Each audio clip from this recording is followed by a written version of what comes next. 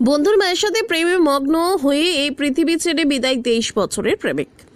আবারও এক হৃদয় বিদারক ঘটনা ঘটল ত্রিপুরা সিপাহীজলা জেলা চোরিলাম বিধানসভা কেন্দ্রের চ্যাটার্জি কলোনিতে। বন্ধুর মায়ের সাথে প্রেমে মগ্ন হয়ে পরবর্তী সময়ে ভুল বুঝতে পেরে সেই সম্পর্ক থেকে বেরিয়ে আসতে চেয়েছিল 23 বছরের প্রসেনজিৎ শীল নামে এক প্রেমিক।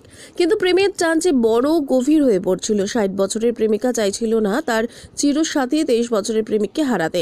তারপর প্রেমিককে হারানোর ভয়ে ব্ল্যাকমেলিং শুরু করলো 60 বছরের প্রেমিকা, যার ফলে সম্পর্ক থেকে বের হতে পারছিল না প্রেমিক প্রসেনজিৎ শীল।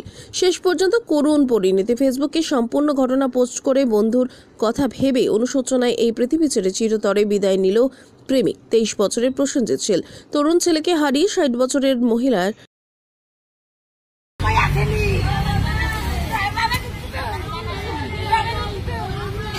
কলেজ কমপ্লিট করছে। কলেজ কমপ্লিট করার পরে আমার কাছে অবৈধ সম্পর্ক আসলে আপনি কিভাবে বুঝতে পারছেন? আজকে রাত্রে মোবাইলের ফটো দেখে বুঝি আর কি। কার লোক আসলো অবৈধ সম্পর্কটা জানতে পারছেন না? প্রদীপ পালের বউ আর কি।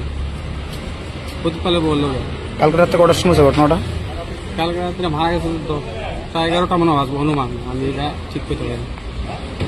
কি হয়েছিল কালকে হের সঙ্গে? অ্যাকচুয়ালি এর সঙ্গে কালকে তো তারা বাড়িতেই আসছিল 10টা পর্যন্ত। 10টা পর্যন্ত থামানোর পরে আমার ভাই আবার ওই বাজারে একটা আছে দোকানদারি করে, তো ভাড়া দিতে যাবো, তারা ফোন করে আনছে। আনানোর পরে কইছে যে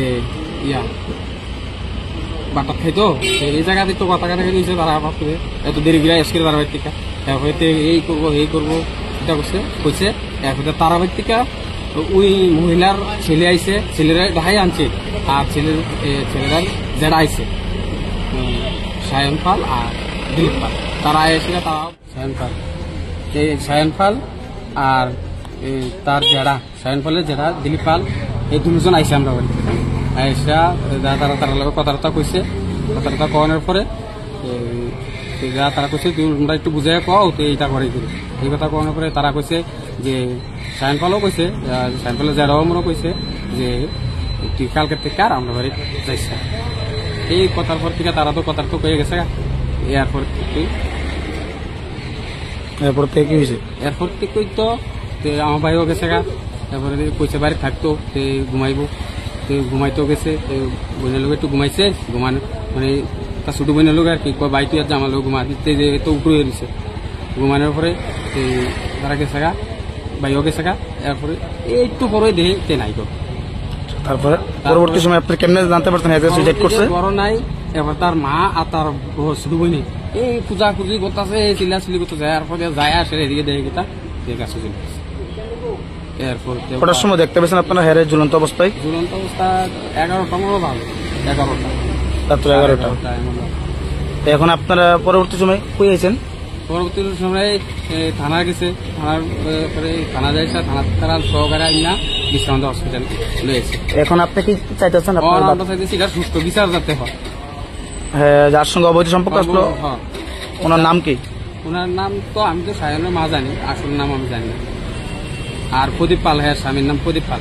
যে মহিলার সঙ্গে অবৈধ সম্পর্ক আসলো, হ্যাঁ মারা যাওয়ার আগে কি কোনো কিছু সুসাইড ডায়েরি কোনো কিছু লেখা যায়? তো দেখাইছি তো আমি, এটাই সুসাইড ডায়েরি দেখাইছি। সামাজিক মাধ্যমে কি কোনো কিছু পোস্ট করে গেছে মারা যাওয়ার আগে? পোস্ট করে গেছে সামাজিক মাধ্যমে। এই পোস্ট দেখেই তো আমি কইতাছি। বাড়িটা কোন জায়গাতে বর্তমানে? চ্যাটার্জি কলোনি, শেষ সময় চ্যাটার্জি কলোনি। কোন থানার অন্তর্গত? বিশ্রামগঞ্জ থানা।